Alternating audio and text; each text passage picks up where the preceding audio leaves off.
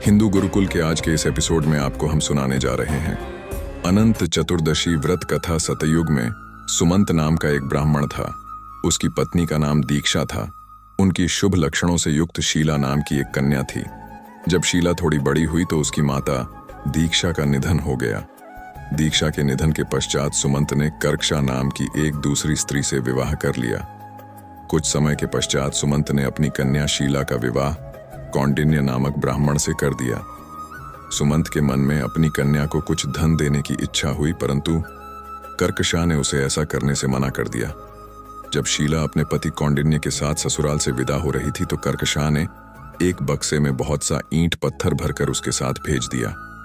पत्नी को साथ लेकर कौंडिन्य जब जा रहा था तब थक कर वह मार्ग में यमुना नदी के किनारे ठहरा। जहां वह ठहरा वहीं पास में कुछ स्त्रियां अनंत भगवान का पूजन कर रही थीं।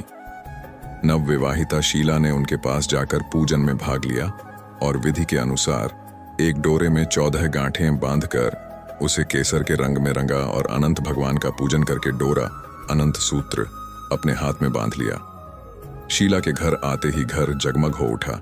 सारा घर धन धान्य से परिपूर्ण हो गया। एक दिन कौंडिन्य ने ससुराल से मिले हुए बक्से को खोलकर देखा। उसमें रखे ईंट पत्थर को देखकर अत्यंत क्रोधित हुआ। शीला के हाथ में पीला धागा बंधा देखकर उसने यह समझा कि उसे वश में करने के लिए शीला ने कोई यंत्र बांध रखा है। उसने उसे छीनकर आग में डाल दिया। उस डोरे को आग से निकालकर शीला ने पुनः अपने हाथ में बांध लिया, परंतु कौंडिन्य के आचरण के कारण घर में रखी सारी संपदा धीरे धीरे खत्म हो गई। जो कुछ था उसे भी चोर चुरा कर ले गए। घर में दरिद्रता आ गई। तब एक दिन शीला ने अपने पति कौंडिन्य से कहा, स्वामी, आपने बात की असलियत जाने बिना मुझ पर शंका करके भगवान अनंत का तिरस्कार किया है। आपको इस अपराध का प्रायश्चित करना चाहिए, तभी हम लोग फिर से सुखी हो सकते हैं। जीवन में अनावश्यक शंका नहीं करनी चाहिए। कौंडिन्य अपनी पत्नी से अनंत भगवान की महिमा सुनकर जंगल को चला गया और निराहार रहकर भगवत स्मरण करने लगा।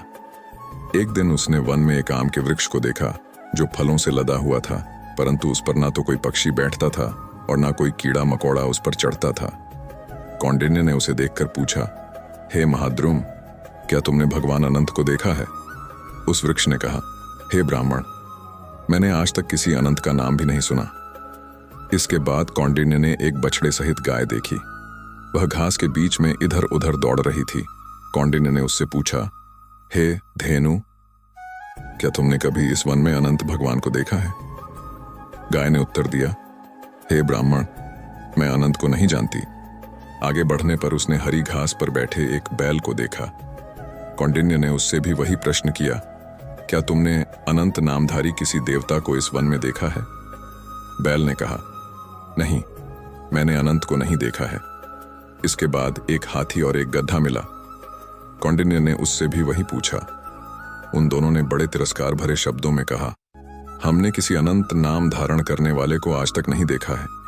कौंडिन्य ने सोचा कि दुनिया का कोई प्राणी जिस अनंत को नहीं जानता और आज तक जिसे न किसी ने देखा है और न सुना है, पता नहीं वह अनंत कौन है, कैसा है और कहाँ रहता है। इसी चिंता में थक कर एक ओर बैठ गया। थोड़ी देर में अनंत भगवान एक वृद्ध ब्राह्मण का भेष बनाकर उसके सामने उपस्थित हुए और उसका हाथ पकड़कर अपनी पुरी में ले गए। उस पुरी का वैभव और शांत वातावरण देखकर कौंडिन्य को बड़ा संतोष हुआ और उसने वृद्ध ब्राह्मण से पूछा, भगवान, आप कौन हैं और यह कौन सी नगरी है? यह सुनकर प्रभु ने अपना वृद्ध ब्राह्मण का भेष हटा दिया और शंख, चक्र, गदा एवं पद्म धारण किए हुए चतुर्भुजी विष्णु के रूप में दर्शन दिया। उन्होंने कौंडिन्य से कहा, हे विप, मैं ही अनंत हूं। अपनी साध्वी पत्नी के बल से ही तुम मेरा साक्षात दर्शन कर सके हो।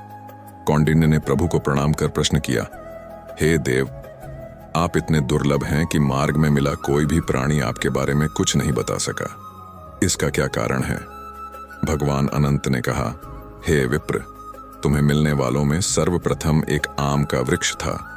वृक्ष पहले एक ब्राह्मण था जो पंडित होने के साथ बड़ा घमंडी था। अपने शिष्यों को भी पूरी विद्या का रहस्य नहीं बताता था, इसलिए वह वृक्ष बन गया।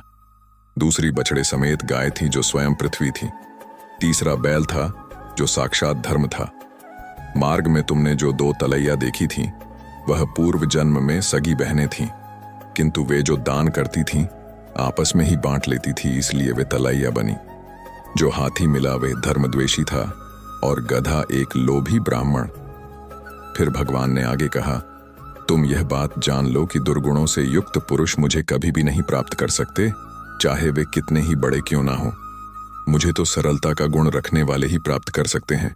वह गुण तुम्हारी पत्नी में है। ये उसी की पुण्य साधना का प्रभाव था कि तुम मुझे पा सके। कौंडिन्य भगवान अनंत की भक्ति से ओतप्रोत होकर अपने घर लौटे और अपनी साध्वी पत्नी का आदर करने लगे।